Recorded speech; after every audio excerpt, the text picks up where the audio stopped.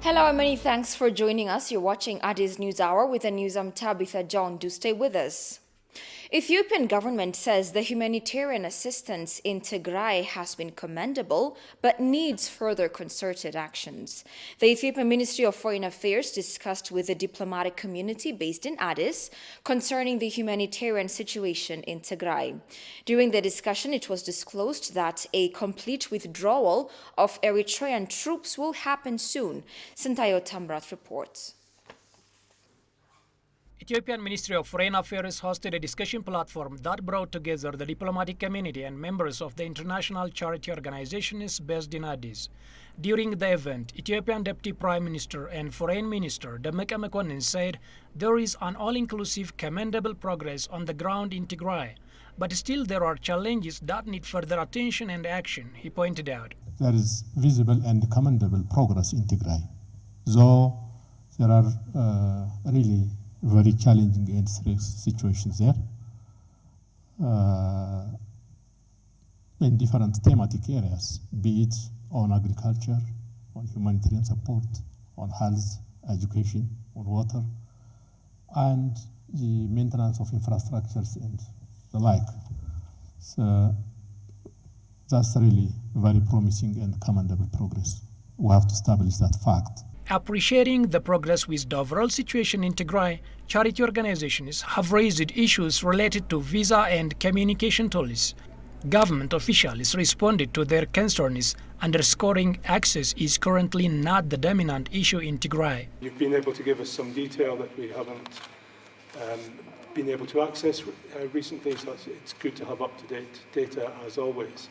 Humanitarian non-governmental organizations should be granted work visas. It was related to this issue before, for a minimum of 6 months for expatriate staff.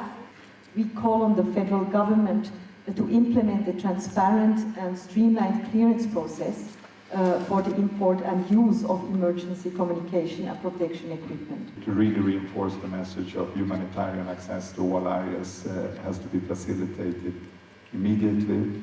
We recognize the efforts taken by the Ethiopian government in this respect. Currently, the access issue is not really the dominant discourse and the actual phenomena. In Tigray is open. In some pocket areas, the checkpoints are important. That is, to the safety of the aid workers, to our citizens. We try to look to address the outstanding points from the partner side. We try to address most of these issues, and we are committed to address the rest, and we have to be clear. As per our regulations and guidelines, some issues may not be accepted because we have to abide with the existing laws and rules. On this Ethiopian area, there are some combat activities. So if we allow aid workers to that area, they can be caught under the crossfires. So there might be some damage on the aid workers. So what we make is just to make some restrictions on some places, like I said, in Tamber and in the southwestern part of Tigray, especially in west of Maicho, in areas of Bora and Dela. And concerning the communication material in the visa, we strictly see the contribution and the volume of work the organizations are doing. So with that, we'll try to handle all those, the concerns. There are agencies, I'm afraid, that who bring those communication materials a year ago and asking for a confirmation, a clearance. I don't think this is possible in other places. A complete withdrawal of Eritrean troops will come soon, it was noted. As to the Eritrean troops, as the Deputy Prime Minister has mentioned, they are withdrawing the troops from Ethiopia. We are making some arrangement as to how they peacefully withdraw their armies. So this will be completed probably within a very short time. Demeka appreciated international relief organizations for their continuous humanitarian support to Tigray. He consequently called on them to scale up their support so as to address the humanitarian need in Tigray and beyond.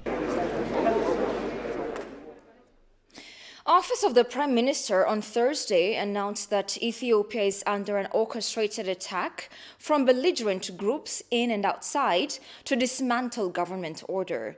In a joint press briefing the office gave with the Federal Attorney General, Press Secretary Bileni Siyum pointed out that organized campaigns against the government have played their part to baffle the international community. Attorney General Gideon Timotheus, for his part, disclosed that more than 50 Ethiopian soldiers who are allegedly involved in sexual violence and human rights violations have been apprehended. Solomon Danye takes us through the rest of the story. Office of the Prime Minister Thursday hosted a press briefing amidst continuous international pressures that emanated from the situation in the state of Tigray. In her remarks on the briefing, Press Secretary Bileni Siyum said her government is under attack. Ethiopia is witnessing an orchestrated attack that is condescending in nature, often patronizing in tone, belligerent in approach, and destructive in outcome. It is disingenuous to hijack the suffering of ordinary citizens for other goals. Bileni underlined that reproaching the government won't help the effort to rehabilitate Tigray. Ethiopia has also shown readiness and an open will to positively and constructively engage with all partners, local and international.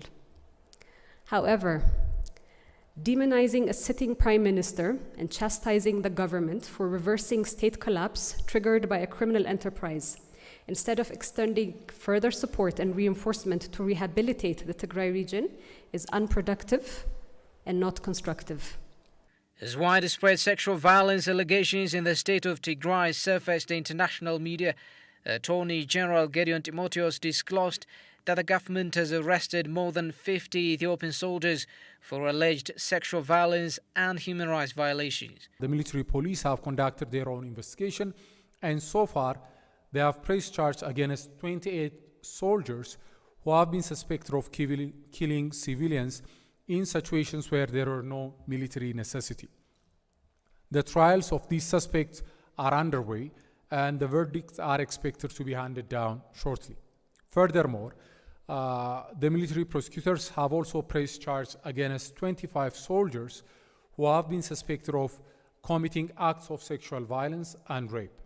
The trials of these suspects are also underway.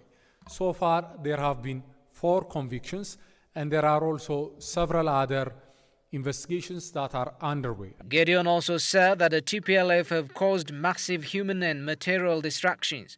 Regarding alleged mass killings in Maikadra and Aksum, the Attorney General had this to say. The first report of major crimes and atrocities to emerge in the Tigray regional state concerned the killing of several hundreds of civilians in the town and around the town of Maikadra. The investigation team has ascertained that more than 200 individuals have been killed and several victims have sustained severe and serious injuries.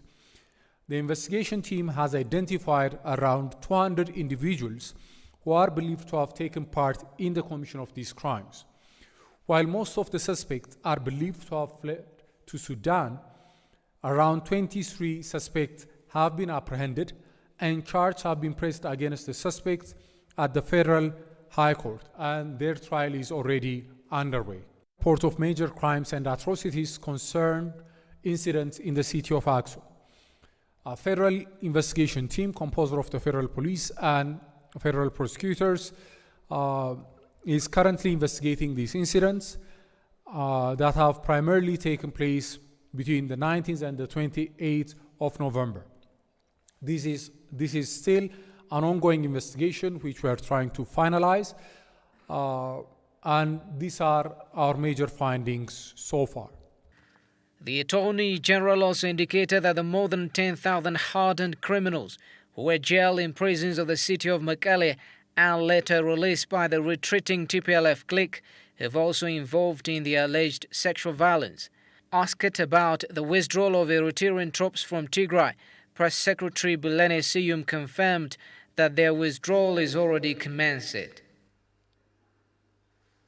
It is a recent happening that concerning the alleged human rights violations in Tigray, the U.S. imposed visa, economic and security assistance restrictions on Ethiopia and its officials. According to U.S. statements, the main reason for these restrictions is Ethiopia's reluctance to negotiate with the TPLF terrorist group. To get further insight about this issue, we invited Dr. Alemayo Areda, a developmental and democratization advisor, over the phone. What an honor to have you with us, Dr. Alemayo. Thank you very much for having me. So what does America's request for Ethiopia's government to agree to a ceasefire and negotiate with a well-known terrorist group of TPLF imply to you? Is their concern really about human rights and democracy? Yeah, that is in fact the first paradox the American government is doing.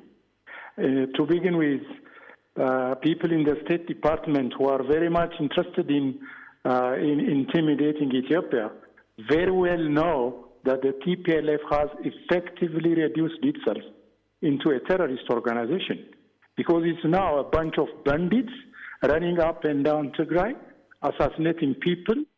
This is a terrorist organization. America demanding the Ethiopian government to sit and discuss with TPLF is equal to a request to the American government submitted to discuss with Al-Shabaab, with ISIS. So America is a well-known country which refuses to discuss any issue with a terrorist organization. There is no, mind you, there could be some human rights abuses, but the Ethiopian government is trying to address it in collaboration with international human rights organizations. So there is no reason, in fact, there is no any tangible reason America should do this sanction currently it is undertaking. I don't think it is a human rights issue. It's just a kind of disrespect America used to show to other countries, which it thinks that these countries are inferior to it. And unfortunately, that doesn't work with Ethiopia because Ethiopia in history has never been inferior to any country, let alone America. That's what I feel. Just to stress on this point, do Americans themselves ever negotiate with internationally designated terrorist groups? Do they ever do that? That's a paradox. They have never discussed, mind you, unless Americans somehow understand that they are losing the ground, they never discuss with any terrorist organization. Recently, a recent case, the Americans were willing to sit with the Taliban, but it's after they knew that they are losing ground there. The Taliban were sitting with them. That's the first step Americans took to discuss with an organization that they considered for a very long time as a terrorist. Otherwise, take the Bin Laden group, take the ISIS group, take the terrorists they classified in the Middle East. They have never sat with any terrorist organization. It's a rule. It's a dead end. Okay, let me conclude by asking you this. So what would you suggest to Ethiopia regarding such pressures facing the country in present times? How should Ethiopia move forward? Ethiopia should stick to its truth. Mind you, what Ethiopia did in Tigray is the respect of the law. It's a law enforcement process. Yes, probably unfortunately, some human rights abuse might have happened.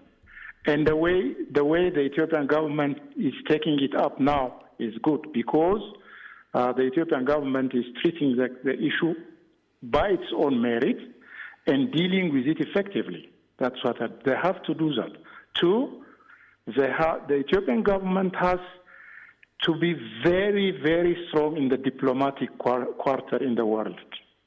All right, Dr. Alemayo Areda, Developmental and Democratization Advisor, thank you so much for your time and sharing us your insights. Have a great evening. Thank you very much for having me. Thank you. Okay. A renowned historian, Ababao Ayalew, slammed the current U.S. measures to impose visa restrictions and economic sanctions against Ethiopia.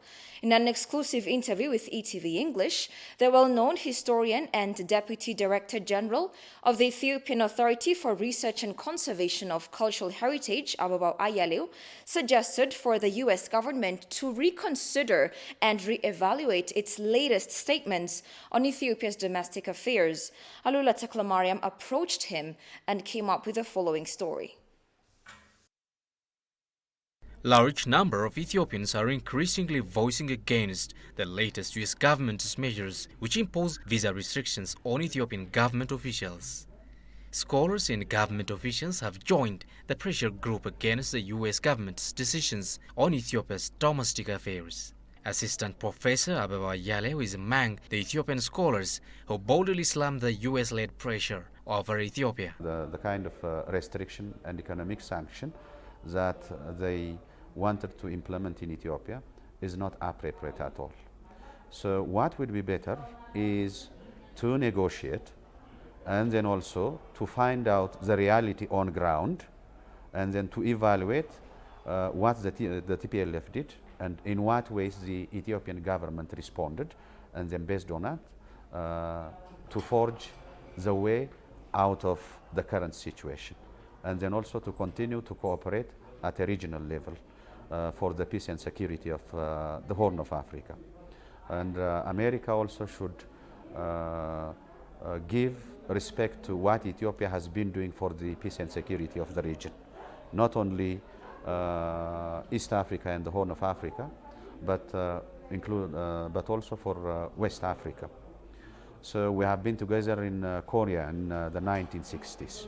So we have a lot of experience in terms of working together. So they should not be misled by what lobbyists say, and then also what some paid diplomats also say about the present Ethiopian government and Abiy's administration. Ababao further explained the international community's misperception towards the fact on the ground in Tigray in connection to human rights violations, mentioning convicted criminals who have been released by TPLF to be accountable for their crimes and atrocities. So the American visa restriction and then also other forms of economic sanctions which they are saying to implement in Ethiopia unless conditions improve in Tigray.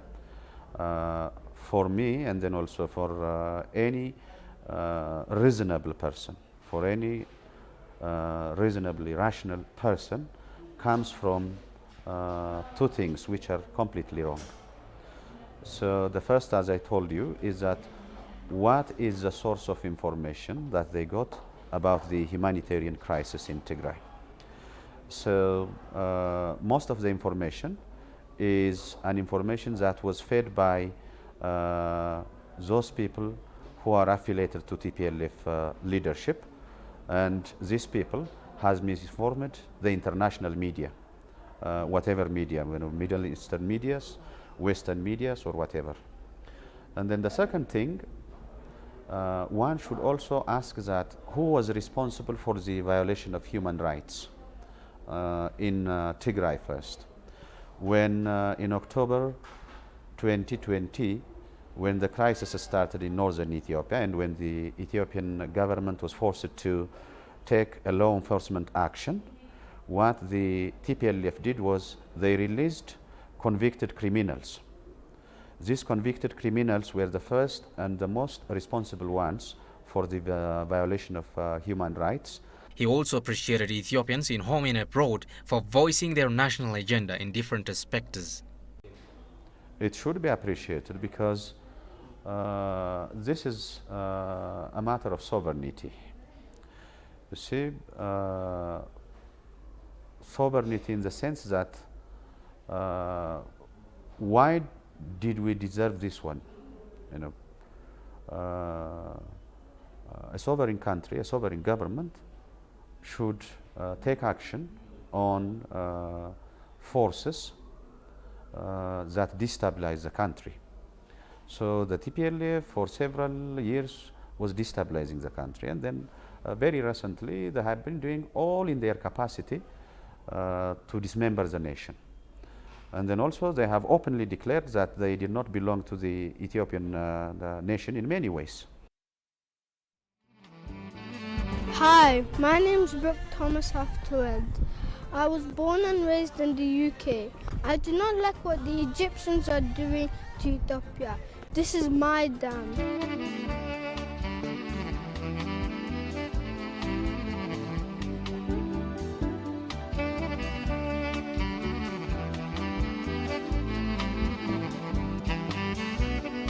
It's my dam.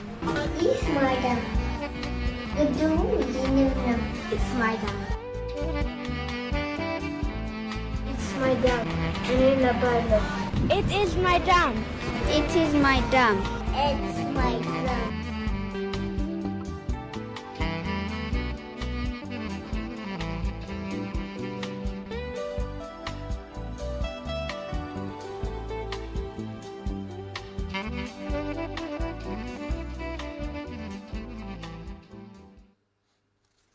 Welcome back. You're watching ETV English News. The US and its allies' pressure could be better applied to finding common solutions for Ethiopia, Egypt, and Sudan to strike a win-win deal on the Grand Ethiopian Renaissance Dam.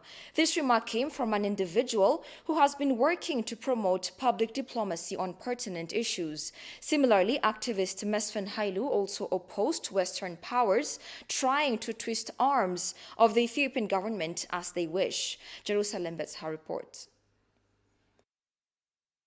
Ethiopia is on the way to commence the second filling of the GERD in the upcoming rainy season, while Egypt and the Sudan insisted on a legally binding agreement.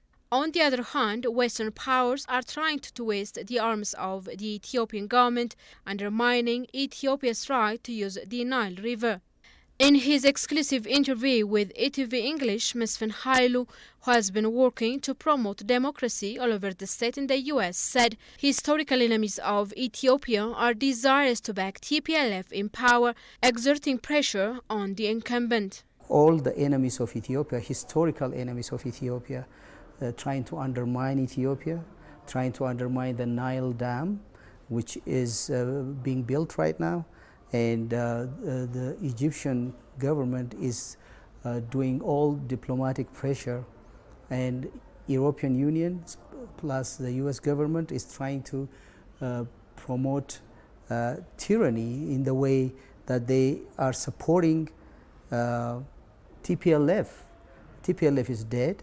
TPLF was not resurrected no matter what they do. Ethiopia has never been colonized, will never be colonized, and will not be undermined by any other nation. That's what they don't realize.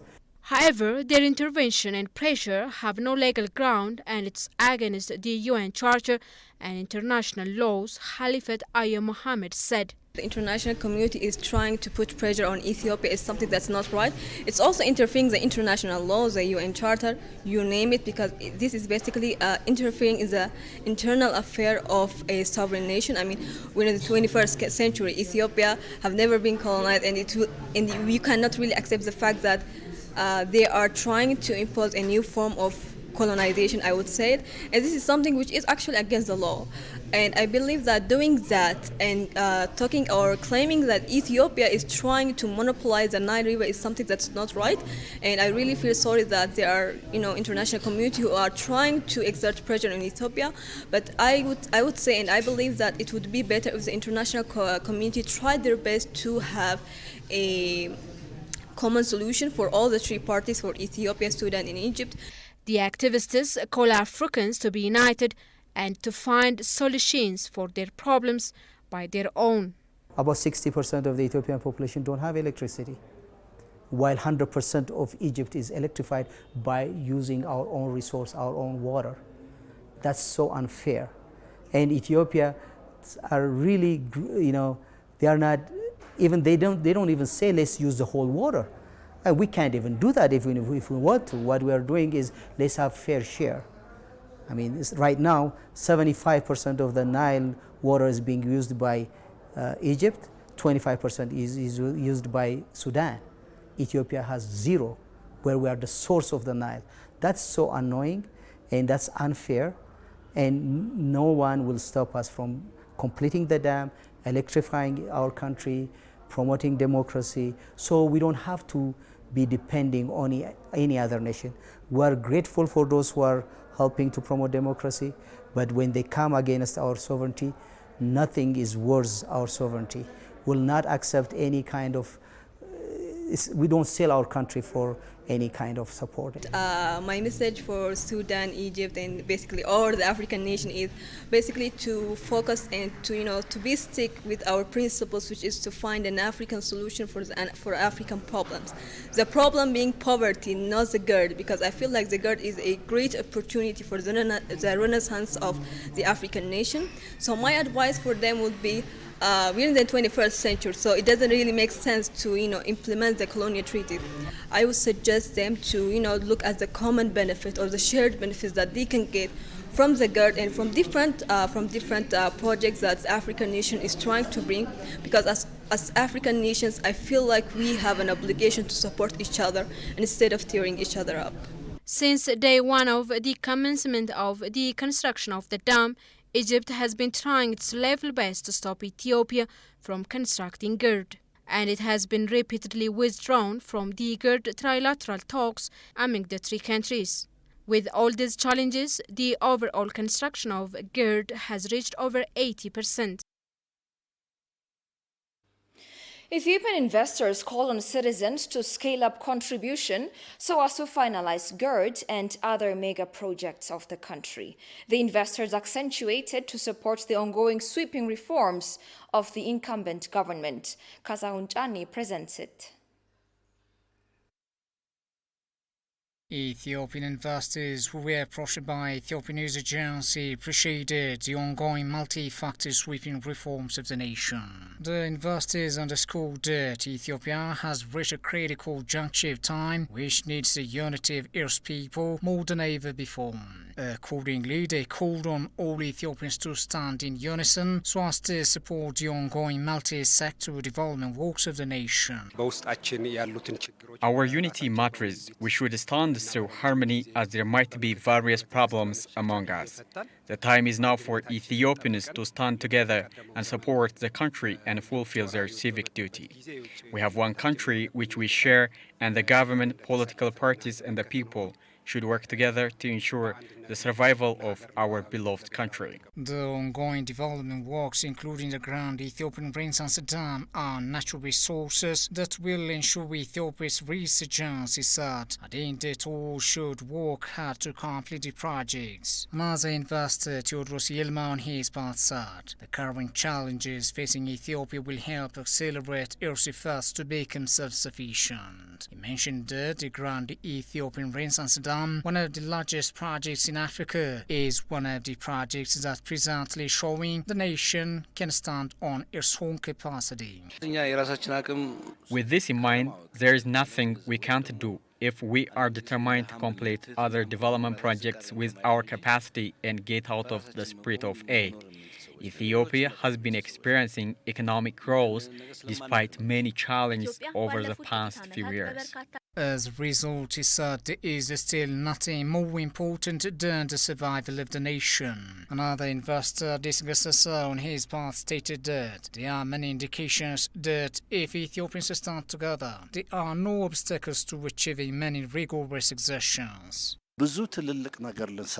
If everyone strives to make the unsurpassed use of resources, labor and knowledge in each area, it will be possible to achieve remarkable results. In particular, he emphasized that it was high time that Ethiopians only through unison can cope with the pressures facing both at home and abroad.